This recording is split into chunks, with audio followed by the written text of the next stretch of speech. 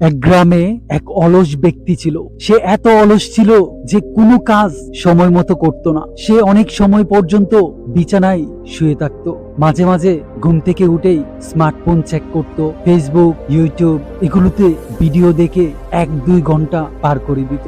যখন উঠতো তখন এখানে বসতো, ওখানে বসতো, ওর সাথে কথা বলতো, তার সাথে কথা বলতো। এভাবে কথা বলেই তার সকালটা কাটিয়ে দিত। যখন দুপুর হয় তখন সে ফিল করে সকালটা শেষ হয়ে গেল, কোনো কাজ করতে পারলাম না, দুপুর থেকে মন দিয়ে কাজ করব। তারপর সে গোসল করে খাবার খায়, কে ভাবে একটু বিশ্রাম করে নিই। তারপর বিশ্রাম করার জন্য বিছানায় শুয়ে সে 2-3 ঘন্টার গভীর ঘুমে আচ্ছন্ন। যখন সে ঘুম থেকে উঠে তখন আসরের নামাজও শেষ হয়ে যায়, প্রায় সন্ধ্যা ঘনিয়ে আসছে। সে ভাবছে আচ্ছা সন্ধ্যার পর কাজে মনোযোগ দিব। তারপর ভাবলো যে একটু চা খেয়ে আসি, বন্ধুদের সাথে আড্ডা দিয়ে আসি। তারপর বন্ধুদের সাথে আড্ডা দিতে গিয়ে 2-3 ঘন্টা চলে যায়। রাতে বাসায় এসে ক্লান্ত হয়ে আবারও রাতের খাবারের সময় আসে। তখন সে খাবার খেয়ে যখন কিছু করবে ভাবে, তখন তার শরীর আবারও ক্লান্তিতে ভর করে। তখন সে ভাবে আচ্ছা আজ শুয়ে পড়ি, কাল সকাল থেকে নতুন করে শুরু করব, কাল আর কোনো অলসতা করব না। তারপর সে যখন শুইতে যায় তখন চিন্তা করে আজকের দিনটা নষ্ট করে ফেললাম, আজ আমি কোনো কাজেই করতে পারলাম না, ঠিকমতো নামাজ আদায় করতে পারলাম না, আমার কাজগুলো সম্পন্ন করতে পারলাম না। কাল সকাল থেকে আমি নিজেকে বদলে নিব, কাল সকাল থেকে কাজে মনোযোগ দিব, 5 ওয়াক্ত নামাজ পড়ব। এই ডিসিশন নিয়ে সে আবারও ঘুমায়। যখন সকাল হয় তখন আবারও সেই একই কাজ, ঘুম থেকে উঠতে ইচ্ছে করছে না, বাহিরে অনেক ঠান্ডা, আর একটু ঘুমাই, তারপর উঠে কাজ করব। এভাবে আবারও সে অনেক লেট করে ঘুম থেকে উঠে সেই পূর্বের ন্যায় একই কাজ চলতে থাকে। এদিকে বসের কাছেও সে অপ্রিয় হতে থাকে, কারণ বস যে কাজ দেয় সে সময় মতো সাবমিট করতে পারে না। আবার বাসায় তার স্ত্রীর সাথে ঝগড়া লেগেই আছে, কারণ তার স্ত্রীর বেসিক নিড গুলো পূরণ করতে পারে না। অর্থ কষ্টের জন্য তাকে শপিং করে দিতে পারে না, তাকে হাত খরচের টাকা দিতে পারে না, সন্তানাদের স্কুল কলেজের পড়াশোনার খরচ দিতে পারে না, এবং বৃদ্ধ বাবা মার খোঁজ খবরও তেমন নিতে পারে না। এই সব মিলিয়ে তার জীবনটা এক দুর্বিষহ হয়ে ওঠে। এমন না যে সে তার জীবন বদলাতে চায় না, সে মাঝে মাঝেই তার অভ্যাস বদল করে ভালো কাজে মনোযোগী হয়, ঠিকভাবে কাজ করে, কিন্তু সমস্যা হচ্ছে তা সে কন্টিনিউ চালিয়ে যেতে পারে না। এই অলসতার অভ্যাস তাকে কুরে কুরে খাচ্ছে। এই জন্য সংসারে ঝগড়াঝাটি লেগেই আছে। সে মানসিক ভাবে অনেক অশান্তিতে দিন পার করছে। একদিন সে অনেক হতাশাগ্রস্ত হয়ে একটা গাছের নিচে বসেছিল। সে পাশ দিয়েই একটা মুরব্বী লোক যাচ্ছিল। তখন তাকে জিজ্ঞেস করে তোমার কি হয়েছে, তুমি মন খারাপ করে এখানে বসে আছো কেন? তখন সে বলে আমার অলসতার জন্য আমার জীবনটা দুর্বিষহ হয়ে উঠেছে, আমি কি করব বুঝতে পারছি না, মাঝে মাঝে আমার জীবনটাই শেষ করে ফেলতে ইচ্ছে করে। তখন এই মুরব্বী লোক তার কথাগুলো শুনে তাকে বলে আমাদের গ্রামে একজন বুজুর্গ জ্ঞানী ব্যক্তি আছে, তুমি তার কাছে গিয়ে এই সমস্যাগুলো শেয়ার করো, সে তোমাকে সঠিক পরামর্শ দিবে। তিনি অনেক মানুষের জীবন বদলে দিয়েছে, অনেকের অনেক বড় বড় সমস্যার সমাধান করে দিয়েছে, তুমি তার কাছে গিয়ে তোমার সমস্যাগুলো বলো। তখন সে অলস ব্যক্তি এই মুরব্বীর কথা শুনে সেই বুজুর্গ ব্যক্তির কাছে আসে, এসে তার সব সমস্যাগুলো খুলে বলে। অলস ব্যক্তি বলতে শুরু করে যে হুজুর, এই অলসতার জন্য আমি সকালবেলা ঠিকমতো কাজে মনোযোগ দিতে পারি না, শুধু শুয়ে থাকতে মন চায়, আমি লেট করে ঘুম থেকে উঠি, আমি চাই ফজরের নামাজ পড়তে, 5 ওয়াক্ত নামাজ আদায় করতে, কিন্তু পারি না, আমি চাই আমার অফিসের কাজগুলো সঠিকভাবে করতে, আমার ইনকাম বাড়াতে, কিন্তু আমি কোনো কিছুই করতে পারছি না, আমি চাই আমার বাবা মার জন্য কিছু করতে, আমার স্ত্রী সন্তানের জন্য কিছু করতে, কিন্তু এই অলসতা আমাকে কুরে কুরে খাচ্ছে। আমি শুনেছি আপনি অনেক মানুষের জীবন বদলে দিয়েছেন, আপনি যদি দয়া করে আমাকে কিছু পরামর্শ দিতেন তাহলে অনেক কৃতজ্ঞ থাকতাম। তখন জ্ঞানী ব্যক্তি অনেক মনোযোগ দিয়ে তার সমস্যাগুলো শুনে বলে তোমার সমস্যাগুলো আমি বুঝতে পেরেছি, এই সমস্যা থেকে বের হওয়ার জন্য তোমাকে 7টি অভ্যাসের কথা বলবো। তুমি যদি আমাকে কথা দিতে পারো যে এই 7টি অভ্যাস তুমি মেনে চলবে, তাহলে আমি তোমাকে কথা দিচ্ছি 1 মাসের ব্যবধানেই তোমার অবস্থার অনেক পরিবর্তন লক্ষ্য করবে। তখন সে ব্যক্তি বলল জি হুজুর, যদি দয়া করে আমাকে বলেন, আমি অবশ্যই মেনে চলবো। তখন তিনি বলতে শুরু করলো নিয়ম 1, সকালে উঠে ফজরের নামাজ আদায় করবে। তুমি রাতে শুবার সময় নিয়ত করে শুইবে যে আমি আগামীকাল ফজরের নামাজ পড়বই।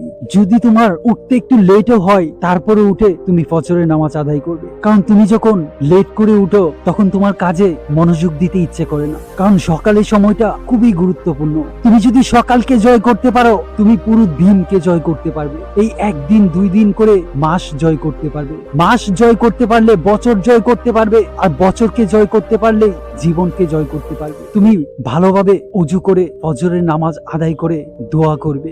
দোয়া মানুষের জীবন বদলে দিতে পারে। একটু কোরআন শরীফ পড়তে পারো, যদি না পারো শিখতে পারো। এটা করার পর তুমি 2-3 মিনিট ধ্যান করবে, অর্থাৎ এক জায়গায় বসে শুধুমাত্র তোমার শ্বাস প্রশ্বাসে ফোকাস করবে। তোমার ভিতরে যাওয়া প্রত্যেকটা শ্বাসকে ফিল করবে। তোমার ভিতরে যাওয়া প্রত্যেকটা শ্বাস তোমার পজিটিভিটি বাড়ছে। তোমার বাইরে যাওয়া প্রত্যেকটা শ্বাস তোমার দুশ্চিন্তা নেগেটিভিটিকে দূর করছে। এভাবে 3 মিনিট মেডিটেশন করতে পারো, তোমার ধ্যানকে কেন্দ্রীভূত করতে পারো। তুমি যদি এই অভ্যাসটা পালন করো, তোমার ফোকাস লেভেল, তোমার মন প্রসন্ন থাকবে এবং তোমার ব্রেন ফ্রেশ থাকবে। তুমি অনেক রোগ থেকে বাঁচতে পারবে, দুশ্চিন্তা থেকে বাঁচতে পারবে, তোমার আত্মবিশ্বাস বাড়াতে পারবে।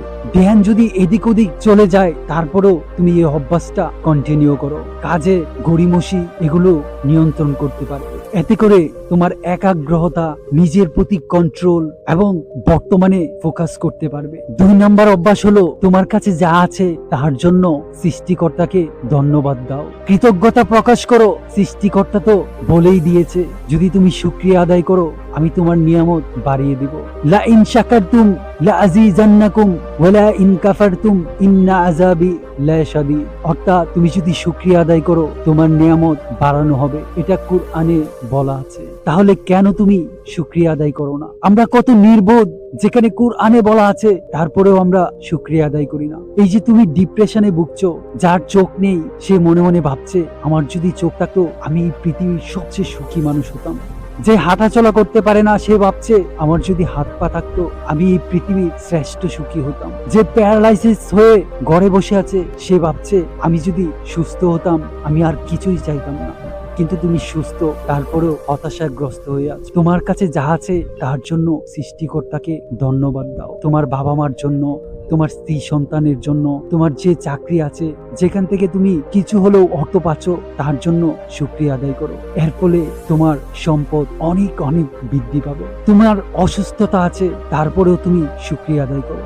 এর ফলে তুমি ভিতর থেকে সুখী হতে পারবে এবং অসুস্থতার মধ্যে শুকরিয়া আদায় করলে সৃষ্টিকর্তা সবচেয়ে বেশি খুশি হয়। এর মাধ্যমে তুমি অনেক অনেক নেকি লাভ করতে পারবে। 3 নাম্বার অভ্যাস হলো ব্যায়াম করা।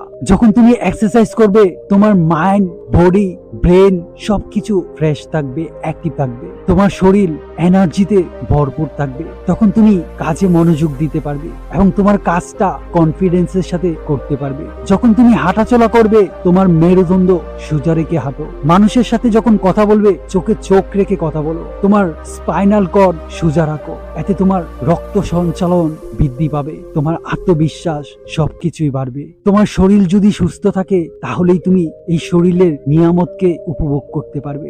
অসুস্থ থাকলে তুমি তোমার লক্ষ্যের দিকে ফোকাস করতে পারবে না, কাজটা সঠিকভাবে করতে পারবে না, মানুষের সামনে নিজেকে দুর্বল মনে হবে। তাই এক্সারসাইজ করো। 4 নাম্বার অভ্যাস হলো ভালো বই পড়ো। এই পৃথিবীর এমন কোনো সফল ব্যক্তি নেই যারা বই পড়ে না। তুমি সময় পেলেই কোরআন পড়তে পারো, ভালো বই পড়তে পারো যেটা তোমাকে মোটিভেট করে, অথবা অডিও বই শুনতে পারো। এখন তো স্মার্টফোনের যুগ, তুমি চাইলেই কোথাও যাচ্ছ, জ্যামে পড়ে আছো, অডিও শুনো, এতে তোমার জ্ঞান বৃদ্ধি পাবে। এই পৃথিবীর যত সম্পদই থাক না কেন জ্ঞানের সামনে কিছুই না। তোমার কোটি টাকা চুরি হয়ে যেতে পারে, তোমার সম্পদ ধ্বংস হয়ে যেতে পারে, কিন্তু তোমার জ্ঞান কখনোই ধ্বংস হবে না। তোমার যদি জ্ঞান থাকে তুমি সম্পদ অর্জন করতে পারবে। জ্ঞান অনেক বেশি পাওয়ারফুল, তাই জ্ঞানী হও।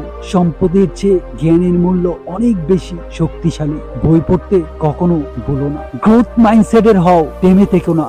যারা ন্যারো মেন্টালিটির মানুষ, যারা গরিব, যারা মধ্যবিত্ত, তারা নিজেকে জ্ঞানী মনে করে, কিন্তু যারা রিচ মাইন্ডসেটের মানুষ, যারা জীবনে বড় কিছু হয়, তারা প্রতিদিন শিখে, প্রতিদিন জানে, প্রতিদিন পড়ে। এটাই তাকে আরো বেশি উন্নতির দিকে নিয়ে যায়। তুমি যখন বই পড়বে, জ্ঞান অর্জন করবে, সেটাকে যখন প্রয়োগ করবে, এটা তোমার আর্থিক সচ্ছলতা বাড়াবে। তুমি অর্থনৈতিকভাবে স্বাধীন হতে পারবে, নিজের জীবনটাকে উপভোগ করতে পারবে। 5 নাম্বার অভ্যাস হলো লক্ষ্য নির্ধারণ করা। তুমি দিনের শুরুতে আজ কি কি কাজ করবে এটা একটা কাগজে লিখে ফেলো এবং কত সময়ের মধ্যে শেষ করবে এরকম একটা ডেডলাইন দিয়ে রাখো। সাপোজ তুমি 1 ঘন্টায় একটা কাজ করবে, 1 ঘন্টায় সেই কাজটা করে এটা কলম দিয়ে কেটে দাও যে এই কাজটা তুমি সম্পন্ন করেছো, এবং নিজেকে পুরস্কৃত করো। 5 মিনিট নিজেকে ধন্যবাদ দাও যে আলহামদুলিল্লাহ, আমি এই কাজটা সময় মতো সম্পন্ন করতে পেরেছি। এবং এই কাজটা শেষ করার জন্য নিজেকে উপহার দাও। তোমার যে কাজটা করতে ভালো লাগে সেই কাজটা কিছুক্ষণের জন্য করো। নিজেকে এভাবে মোটিভেট করা যায়। সাপোজ তুমি একটা ভালো গজল শুনতে পারো, ভালো তেলাওয়াত শুনতে পারো, বা মজার একটা খাবার গ্রহণ করতে পারো, যে আমি যদি এই কাজ ঠিক টাইমে করতে পারি তাহলে আমি একটা চকলেট খাবো বা বাদাম উপহার দেব। এভাবে নিজেকে মোটিভেট করো এবং কাজটা ডেডলাইন দিয়ে সম্পন্ন করো। যার কোনো প্ল্যান নাই সেই অলসতা ফিল করে। তুমি যখন তোমার দিনের লক্ষ্য, মাসের লক্ষ্য, বছরের লক্ষ্য, জীবনের লক্ষ্য সেট করবে, তখন তুমি অ্যাকশন নেবে, তখন তুমি ডিসিপ্লিন হয়েতে তোমার দিনটা পার করতে পারবে। তুমি 5 ওয়াক্ত নামাজ সময় মতো পড়ো, এটা তোমাকে অনেক বেশি ডিসিপ্লিন করবে। তুমি আজান দেওয়ার সাথে সাথেই তোমার মাথায় যেন এই সিগন্যাল যায় যে আমি জামাতে নামাজ পড়বো। এটাই তোমাকে ডিসিপ্লিন হতে সাহায্য করবে। এই পৃথিবীতে সবচেয়ে পাওয়ারফুল হচ্ছে ডিসিপ্লিন। তুমি যদি ডিসিপ্লিন হতে পারো, তোমাকে কেউ থামাতে পারবে না, তুমি তোমার লক্ষ্য পূরণ করবে।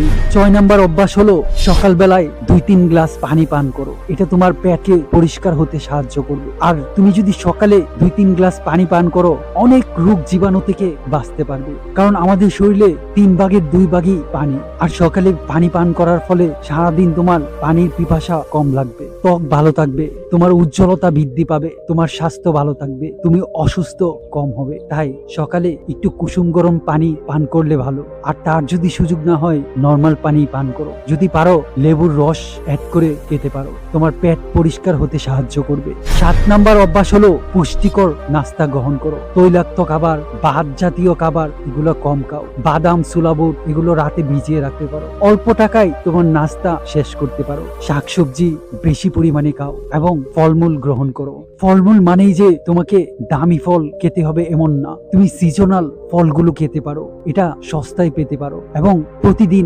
2-1টা কলা খাও, এটা তোমাকে শক্তিশালী করবে। তোমার নাস্তা যদি পুষ্টিকর হয়, তুমি ভিতর থেকে স্ট্রং থাকবে, তোমার অলসতাকে জয় করতে পারবে। এই 7টি অভ্যাসের বাইরেও আরেকটি খারাপ অভ্যাস, সেটাকে তোমার নিয়ন্ত্রণ করতে হবে। সকালে ঘুম থেকে উঠেই স্মার্টফোনে ধরবে না, কোনো টিভির সামনে যাবে না, কোনো ল্যাপটপের সামনে বসবে না। সকালের সময়টা তোমার সবচেয়ে প্রাইম সময়। এই সময় তোমার ব্রেন অ্যাক্টিভ থাকে। তোমাকে যদি ঘুম থেকে ওঠার জন্য অ্যালার্ম সেট করতে হয়, তাহলে তুমি অ্যালার্ম ক্লক ব্যবহার করতে পারো, তারপরও স্মার্টফোনে ধরবে না। যদি তুমি এভাবে সকালটাকে জয় করতে পারো, আমি কথা দিচ্ছি তুমি তোমার জীবনকে জয় করতে পারবে। তখন সেই অলস ব্যক্তি বলল, হুজুর আমি আপনার কাছে অনেক অনেক কৃতজ্ঞ। এই অভ্যাসগুলো আমি আজ থেকেই শুরু করব, কারণ আমি আমার জীবন বদলাতে চাই। আপনাকে অনেক অনেক ধন্যবাদ। আমার জন্য দোয়া করবেন, আমিও দোয়া করি আপনার মতো ভালো মানুষ অনেক অনেক বছর বেঁচে থাকো। এই বলে সেই অলস ব্যক্তি চলে যায়। এই নিয়মগুলো আপনাকে